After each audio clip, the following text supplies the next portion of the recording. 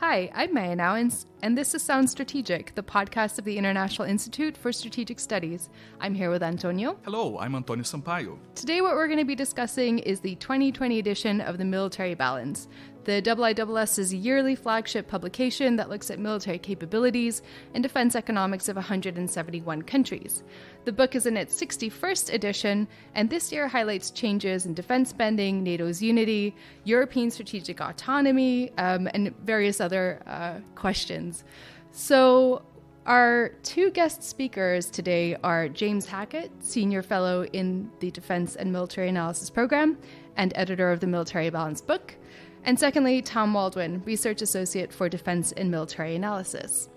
James, could you please tell us a little bit about the Military Balance book, what it is, and how it's changed since its first edition? Thanks very much, Mayor.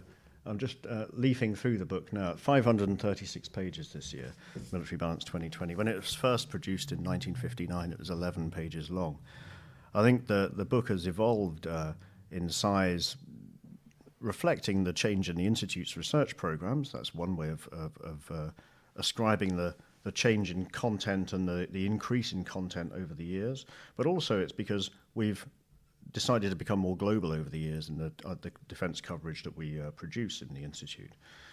When the book the pamphlet rather, I should say, first emerged in 1959, it was really focused on Warsaw Pact and NATO powers. And we've expanded since then to now cover 7 regions, so Latin America, Africa, Asia, more broadly than we covered it in the first edition when we covered a handful of countries in that region.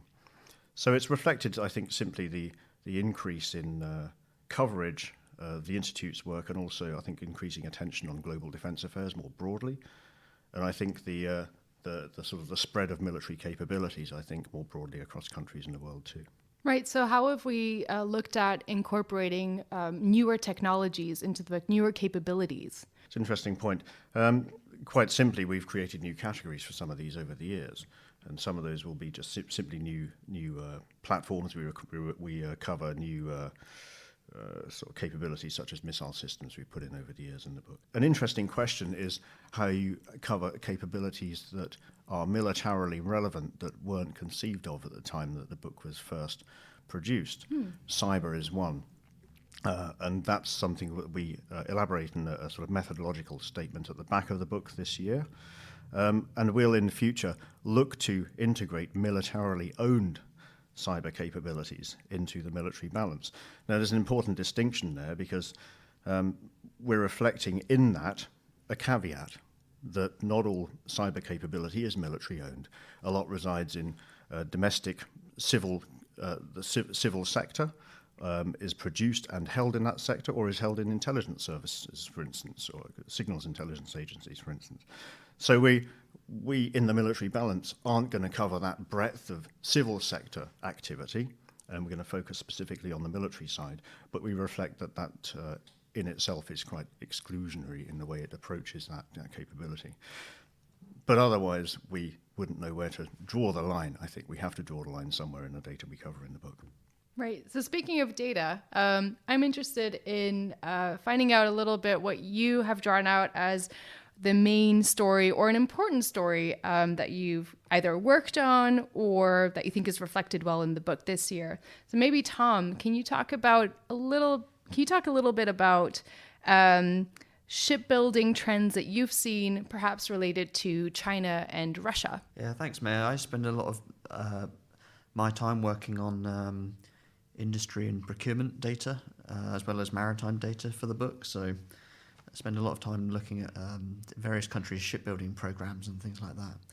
And the Chinese one, as I'm sure it won't surprise people here, stands out as just the sheer scale and size of it. I think there was some work we were doing a year or two ago when we were comparing it with other countries in the region, or traditionally, large navies in Europe and the US, and it just dwarfs. You can combine several of those countries together in terms of naval shipbuilding output, and the Chinese one will still be much, much larger. But the Chinese, the trend with Chinese shipbuilding at the moment for the Navy is modernisation, really, rather than expansion. They're still largely replacing older platforms that are sort of Cold War era with these with sort of relatively standardised designs. They went for a period in the 2000s where they produced a few ships of several different classes. Clearly, they were experimenting with different things and trying to work things out, as well as developing their own design, shipbuilding, engineering capabilities. But since I think about 2010, they've really, and maybe even 2015 perhaps, they've standardised on a few designs. I mean, the frigates, the corvettes, they've built those in such huge numbers, and that's all about replacing the older things. The areas where they're actually expanding are very interesting because it gives them brand new capabilities. Their nuclear submarine force is very, very slightly larger than it was because it used to be almost nothing. I think they're still working out what exactly they want to do with that, and there's a bit of a lull in the building of those at the moment. I think they might be working on a new design or something. What do you mean they're still trying to figure out what they're going to do with that? Well, they've got their diesel submarines. They've got 2 flotillas in each fleet, so that's 6 in total. The number of submarines in each of those has remained pretty much the same for quite a while. Their diesel submarine building has just been swapping those old ones out for the new ones. So, that's about near seas defence and operations in that kind of area. I think on the nuclear submarine side, you can split that into 2. You can split that into their nuclear deterrent at sea and then also their attack submarines with the nuclear propulsion. The nuclear deterrent, it's an interesting one because they're all based in the south, and there was some interesting satellite imagery at one point showing that there was 4 of them in port at one time. Now you could conclude based on that the Chinese are not trying to do continuous at-sea deterrence like the UK and France and the US do, or you could also conclude that they aren't able to do it for whatever reasons. So it's still a bit unclear exactly what they want to do with that. And on the attack submarines, they've got a couple down there with the submarines with the nuclear weapons on, but they've also got a lot of them up at what appears to be a sort of test and development base. So I think they're still trying to work out exactly where they want to go. Do they want do they want a global presence, or do they want to use these for certain types of missions? Whatever you decide to do is going to require different numbers, different capabilities, different kind of weapons being integrated onto those things, and also different command and control arrangements as well. So, right. So that's the submarines. I mean, the other areas they're expanding quite a lot in are obviously aircraft carriers. That's doubled now. Yeah. The support ships that go along with those, that's been built up quite a lot, and also just large amphibious platforms that are very useful for operations around the globe. I mean, when they were I can't remember what year it was, when they were evacuating their people out of Yemen. Yeah. I think they were just using frigates or destroyers. Right. It'd be a lot better to have a large platform with a bunch of helicopters on it to do something like that. It would just be a lot easier. Right. I mean, I think there's an HADR, humanitarian assistance and disaster relief component here, but of course there's the other component, which is China's ambition to build a blue water navy, and the question there is not necessarily, well, of course there has a shipbuilding component. You need a fleet and a flotilla to be able to do that, but at the same time you need to have the skills to be able to operate that, right? James? Yeah, I mean, it's actually an interesting point. That's what I was going to come in on. Raises the question, what is effective capability? in this area? Is it simply numbers? Numbers is part of it. And that's one of the things that we have to always bear in mind when consulting books such as The Military Balance that are, have a heritage in a quantitative assessment, but we are introducing more, over the years, we've introduced more qualitative assessments too. For instance, China's producing this vessels at a prodigious pace from its shipyards, but is it able to crew them effectively? Is it able to train and maintain this number of vessels? What will happen when these vessels being pumped out at such a pace require midlife upgrade or things like that? There are all these questions that I think are still open questions in terms of what these numbers mean for the generation of effective capability. And I think that's one of the things we try to reflect in our products also is balancing numbers and force structures with how people are able to use this stuff. Training exercises, for instance. What do training exercises reflect in terms of the capabilities that are being practiced? It's far harder to get information in detail on things like maintenance cycles, but it's as important because otherwise the countries risk having increasing numbers or actually possibly reducing numbers of baroque pieces of military equipment of increased capability, but can they effectively maintain them?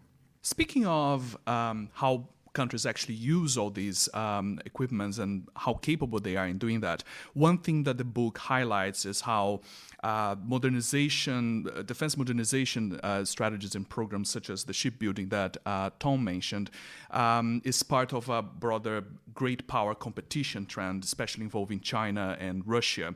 When it comes to U.S. concerns as the current world superpower regarding especially China, I guess, which parts or which sections of this modernization strategy or modernization, drive by China scare the U.S. most or concern them most? Yeah, I know concern is probably a better word to use. I mean, it's not necessarily simply what China might be looking to achieve in its littoral. It's, I think, a question and a consequence of China's growing impact as a global arms exporter as well. Something we've traced in recent years is that China might take a while to arrive militarily in the Atlantic, for instance, but its weapons might be seen there sooner.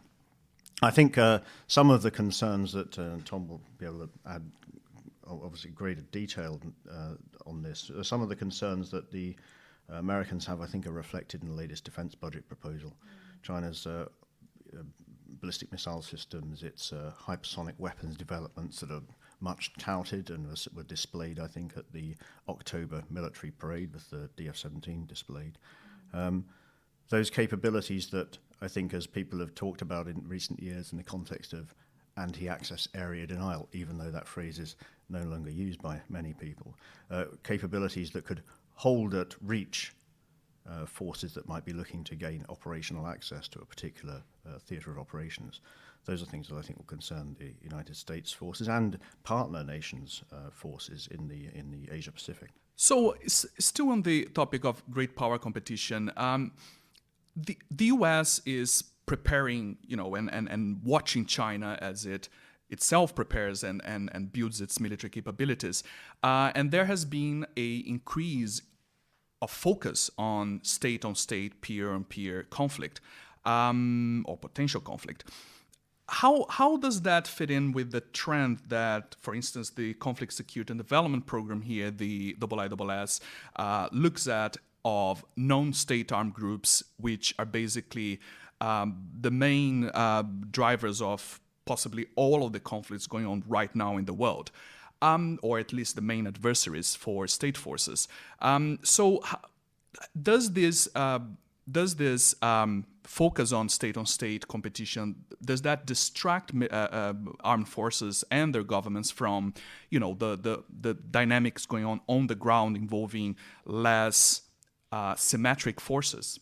I think actually many in Europe and in America, many politicians and military leaders might actually put it the other way around and say that actually the focus on counterinsurgency has been the distraction. Oh, that's a good point. And actually we need to be much more focused on the state on state, near peer opponent, all that kind of thing. I mean, I think I can't remember who said it, but someone put it to me once that if you're not very good at fighting against insurgency groups, that's not great. But if you're not very good at fighting against another country, then it's really bad. Yes. However, I understand. Obviously, it's even a constitutional duty of militaries to prepare for a peer conflict. However, still, the reality is that a lot of the conflicts and a lot of the times that the US got involved in actual military conflict outside its borders was to fight, at least in recent decades, non-state armed groups. So still, my question remains, do you think that the shift to state-on-state conflict has perhaps been too swift, or do you think they're striking a balance between these two broad areas? I don't think the shift's taken place yet. I mean, people are talking about rebuilding capabilities in the areas such as electronic warfare that just lapsed, weren't focused on operating in contested airspace. These sort of operations you're talking about against non-state actors, generally speaking, took place in benign operating environments, at least in the air domain. A nation's having to reset for that. I mean, Tom's right. You have to prepare for the worst fight and then dial down from there, because there simply isn't enough money to go around, and forces have shrunk to such a degree that they would find it hard doing a number of different contingencies at once. And that's the problem of the defence planner, isn't it? Is not getting it so wrong that you can't adapt in time, but you've got to prepare for the worst possible contingency. Having said that, the other point where Tom's right is that nations, some European nations, did reshape their forces to conduct these out-of-area operations. So they moved away from the conventional hard power capabilities that some of them are now coming to terms with once more. Ground-based air defence is one. Long-range rocket artillery is another. These capabilities weren't necessarily required on the ground in the last 15 years of conflict, but you still need them if you want to prepare for the possibility of a high-end fight. I think also in terms of planning, and particularly on the equipment side, you can use a lot of the things that you would use against a near-peer opponent or a peer opponent they would be useful against a non-state armed group, but the kind of things that you would acquire specifically to combat an insurgency would be less useful perhaps for the higher end of warfare. And also just, I think I agree with James. I think the shift is, we're seeing the beginnings of it, but it just takes like a decade to change, to come up with an idea, design it, contract it, put it in, work out how you're going to use it, fix it when it comes to you and it doesn't work, put it in service in large, it takes like a decade or more. So it's going to take a while before you really see, and that's just on the equipment side, before you really see militaries more geared towards the great power competition. I mean, I suppose the two are not entirely separate, where you have state-on-state competition and conflict, and then non-state actor conflict. I mean, I think a concern at the moment as well is countries starting to become, as James mentioned, weapons exporters in areas where they perhaps weren't before, as their defense industries grow and continue to produce increasingly complex capabilities, such as drones, and how those, without the I suppose, condition of arms sales and ties to how those are used and who the end user is supposed to be, might be sold on to non-state actors. Have we seen that yet? Yeah, I think if you look at Yemen, who I don't think the Saudis probably thought when they decided to begin operations in Yemen that they would have to be using their Patriot, anti-ballistic missile systems as much as they've had to. So I think that's possibly an example of that. The fact that struggle against, for instance, Iran, I'm talking about broadly the West or the US and its geopolitical rivalry with Iran has played out against basically proxies or allied non-state armed groups in the Middle East, as the IISS strategic dossier recently showed. Has this use of non-state armed groups by state forces, does that impact not so much the hardware that we've already discussed, the capabilities being built, but the doctrinal thought or strategic planning of state militaries? Well, of course, it forces adaptation in terms of the tactics that might be required, let's say in defending shipping in the Gulf.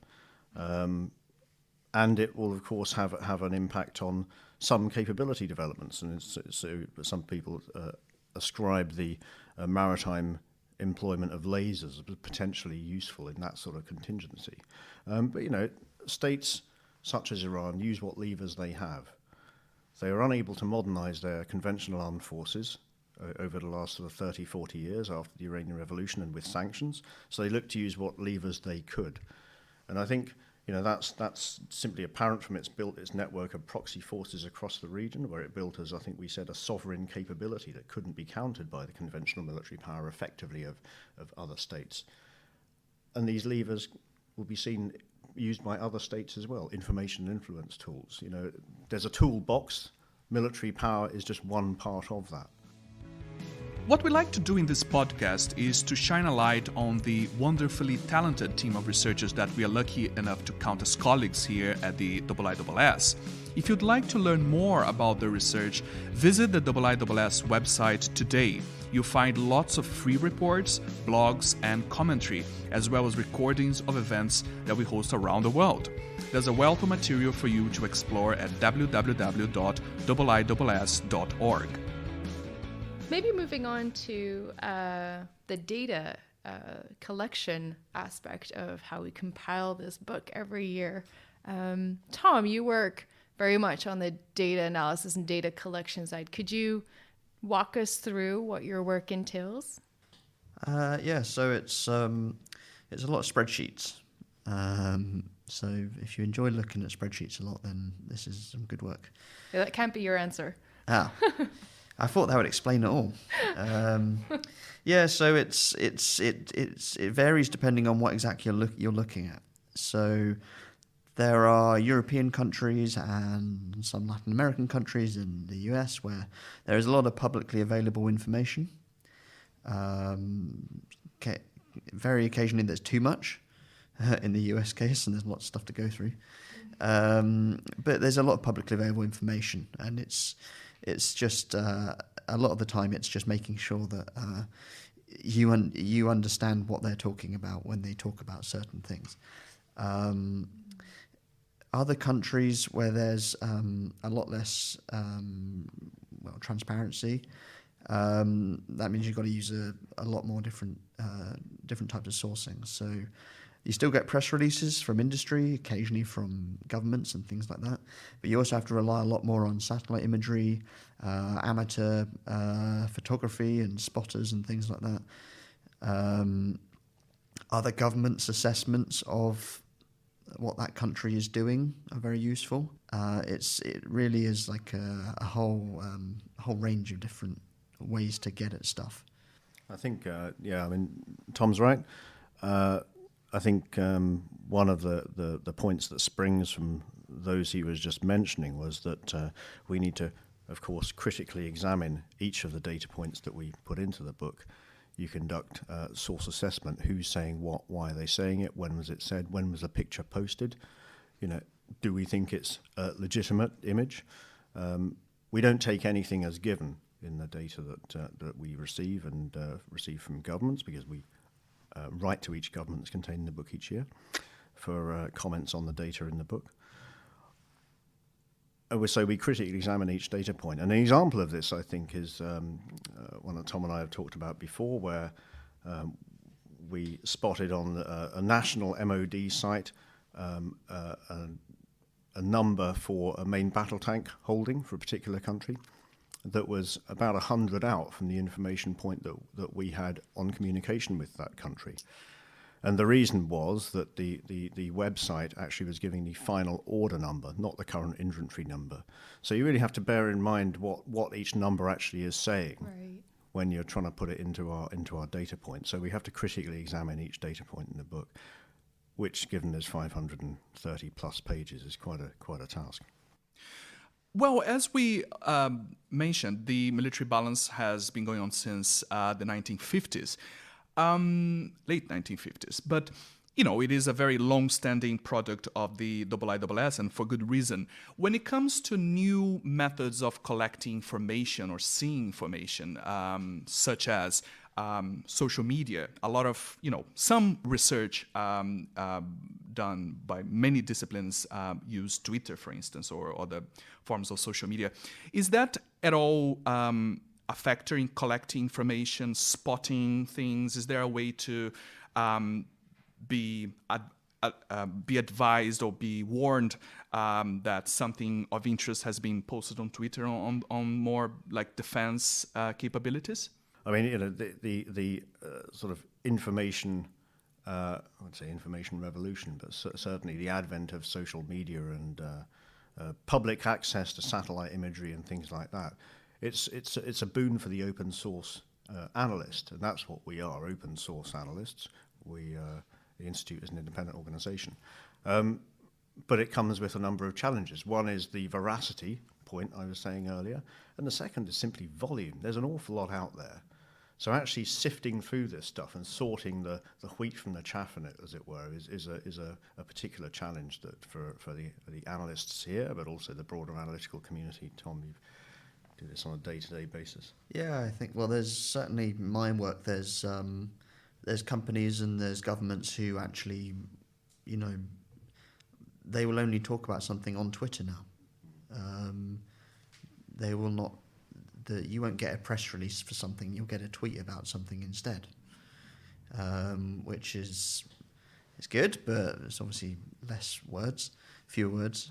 But you also get a lot of other people who are very interested in the same sort of subjects that we're interested in, and so it's very interesting to see what other people make of things. And there's the good thing about Twitter is you get access to a lot of people and their insights on things which you wouldn't be able to get access to very easily unless you bought their book or something like that. But then there's also a lot of misinformation and things like that. There's, pictures which, I can't remember which one it was, but there's an example the other day where it was a picture someone had posted of something and said, look, this is this. And I think I recognised it, and it was a picture that had been cropped with the information that would have proven that to be otherwise cropped out of it. Right. So it's just about being careful with it, really. I mean, and just understanding, like James said, who it is or where it is you're getting your information from. So I think the main change with Twitter really is just the quantity of things to look at, because you'd still run the same kind of analysis you'd run on a tweet as you would run on a government press release, probably. I have a little tale to tell about this, because I was in my parents' flat in Rio, and Rio is a very violent city. So on the evening news, there was this image of this huge rifle that they apprehended somewhere in Rio that they thought was going to some criminal organization, not sure in Rio or in some other part of Brazil. And I took a picture and I posted it on Twitter because I'm a researcher on these things, and I thought, astonishing that the size of the weapon going to basically a criminal organization. And it was picked up by some data geeks on Twitter that started sharing and commenting on the weapon and what I said, and to try to get information on capabilities of these non-state armed groups. So I guess that is a way of linking to the next question, which is, again, going back to the topic of more non-state armed groups. How do you account for, or if you account for, groups that are perhaps linked somehow to states. I'm thinking here of the Middle East. And the more conventional or close to conventional capabilities that they sometimes acquire. I mean, ISIS is a classic example, right, of a non-state armed groups that acquired pretty heavy equipment. Do you at all explore that perhaps in essays or in the data in the book?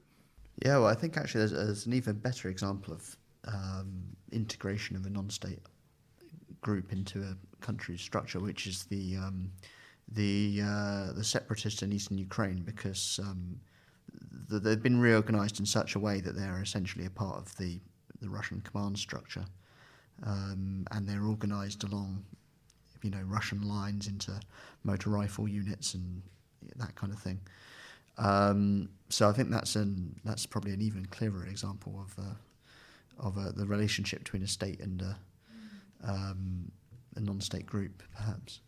But we do cover some of those kind of groups, which I think James knows a bit more. Yeah, about. I mean, we do it principally in the Military Balance Plus, the online database, but we don't do it for a wide range of non-state groups. I mean, as you know, Antonio, in CSDP, in the Armed Conflict Survey, you'll be doing a lot of this work on non-state groups. So in the Military Balance Plus, we tend simply to focus on those groups that have observed conventional capabilities of the sort that are held by other conventional forces, so APCs, tanks, that sort of thing. But we talked about the information challenge earlier, and it's a particular information challenge for non-state groups.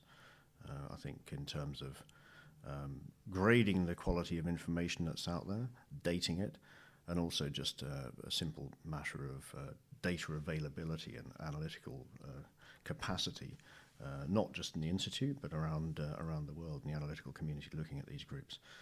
Some are better than others in terms of the reporting available on them.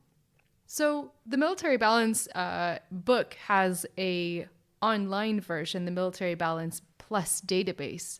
I was wondering whether you could briefly talk about how we are developing the Military Balance product in the future, and also in particular how the Military Balance Plus differs and will change perhaps what we're able to provide in the book. Thanks, Meia. I mean, that's an interesting point. I think one of the challenges inherent in the Military Balance book, it's always been designed to be a concise product, so something you're able to carry around in the briefcase, but it's got bigger and it's got heavier, and there are limits simply to the print, the size of a book that we can produce.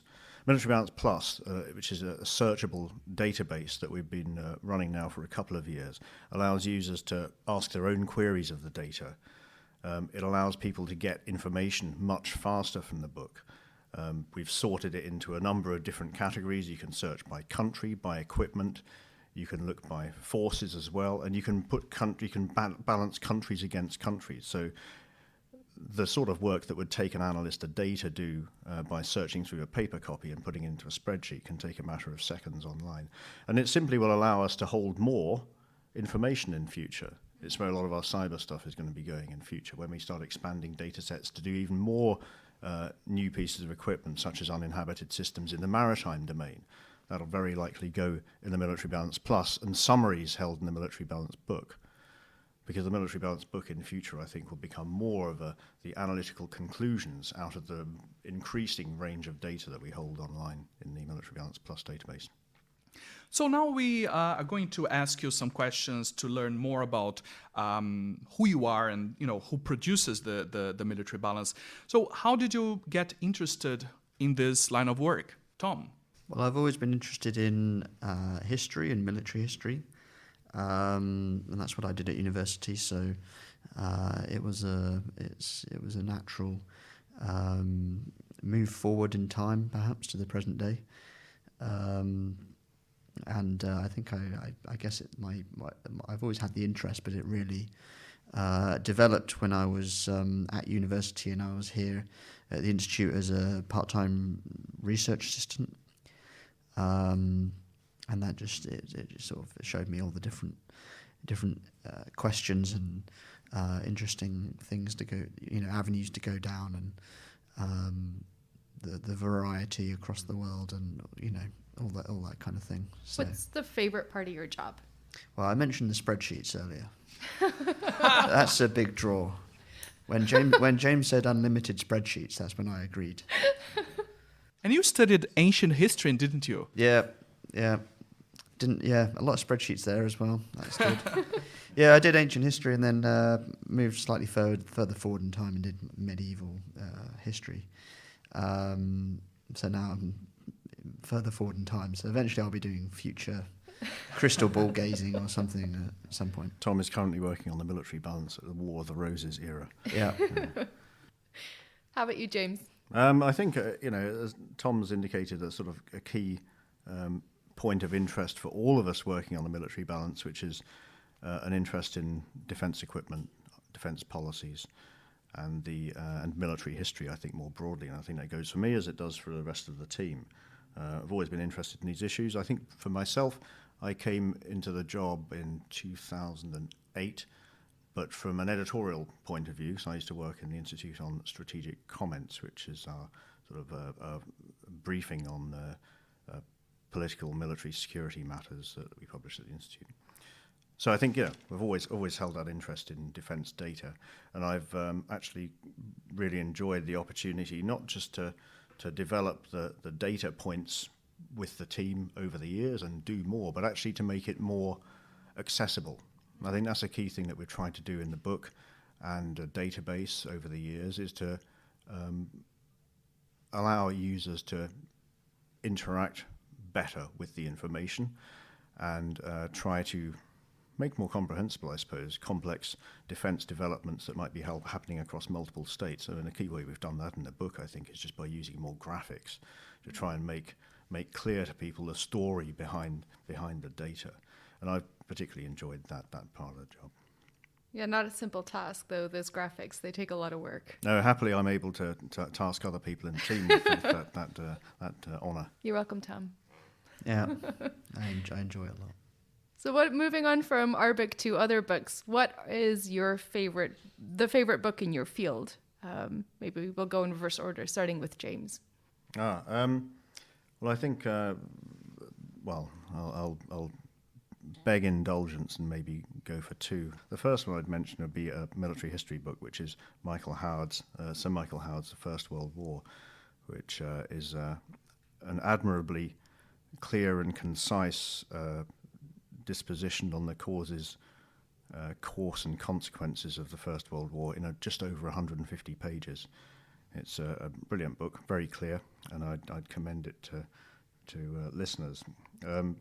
Another interesting book, though, is not necessarily related to the field, but it relates to how you use data.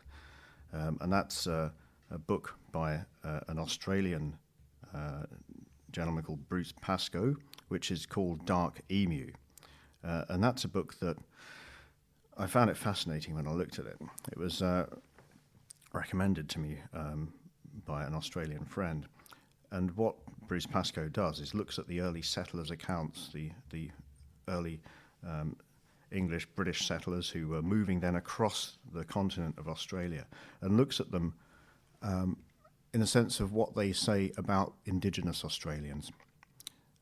Because, of course, as you'll know, that country was declared terra nullius, an uninhabited land. But Pascoe looks at the settlers' accounts and the explorers' accounts to discern what they say about the communities they came across.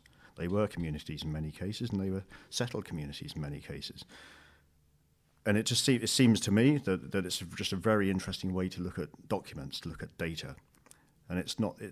So the message is not necessarily to look at the story that jumps straight out at you, but to read more deeply into documents, because they can often carry very interesting underlying messages and stories. Yeah, that book is still on my list to buy. You've sold it well. Tom?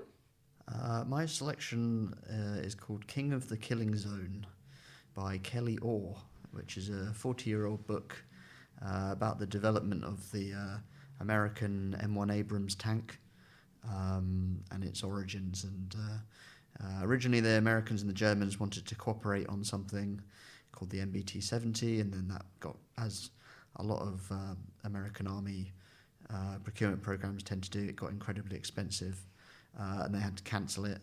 But they went on to develop the Abrams, and it actually ties back with the question you asked a moment ago about what I enjoyed doing most. And actually, one of the things I really like doing most is looking into trade-offs. So this book obviously talks a lot about different equipment design trade-offs. The two options they had when they were picking one were two different engines. One of them a lot more expensive, and that's the one they went for, but also more able to generate more power. But there's all sorts of pros and cons. So this book it's a good examination of that kind of thing, and also looks at some of the people behind the faceless bureaucrats that people like to criticize, because it's people making decisions to spend lots of money, and it gives them a story. Yeah, something that we don't really get to see very often, Yeah, exactly. or that the public doesn't really get to experience and read into. And often for good reason. I'd love to see a summary of that book in spreadsheet format, Tom. Especially for, yeah. Each page number will have a row. That sounds good. Thank you very much, both, for sharing these insights into the 2020 edition of the Military Balance, which you can get online from our website, iiss.org. And you can also have a look at the Military Balance Plus, which, as we have mentioned, is an online database containing the data of the military balance. And also, you can subscribe to Sounds Strategic for more in-depth discussions like this. And as always, to keep up to date with the latest trends in defense, international security, and, as we saw, non-state armed groups, follow us on Twitter and other social media. Thank you very much.